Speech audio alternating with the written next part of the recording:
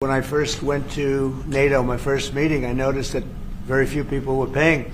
And if they were, they weren't paying their fair share. There were only 7 countries that were paying what they were supposed to be paying, worse, which was, yeah, it's even worse. Could be even worse.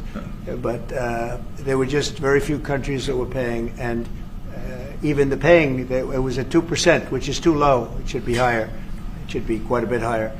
But you had Poland, and I remember Poland was actually paying a little bit more than they were supposed to, which I was very impressed with.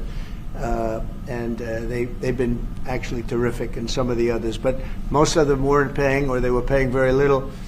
And I didn't think it was appropriate to bring it up there, but I said it's going to be brought up at my next meeting. And my next meeting, the first meeting, you want to give them a little break. The second meeting, it began, and I was able to raise hundreds of billions of dollars. I just said, we're not going to be involved with you if you're not going to pay.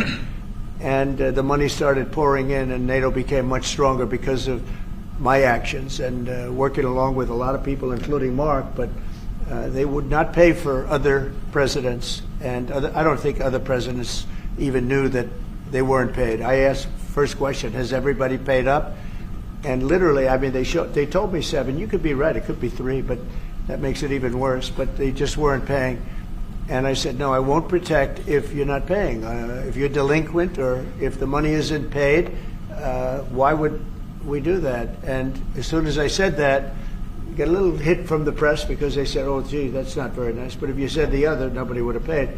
And the money started coming in by the billions. And, hundreds of billions of dollars flowed into NATO, and NATO became strong. Yeah. And you remember that. Your predecessor, who I thought was a very good man. Absolutely. Jens Stoltenberg. He sends his best greetings. He was terrific. Stoltenberg, Secretary General. Great and man. He made the statement that when Trump came in, the money started coming in like we never saw before. Hundreds of billions, actually probably close to $600 billion came in. And NATO became strong from that standpoint. And now we have to use it wisely, and we have to get this war over with, and you'll be back to a normal, much more normal life.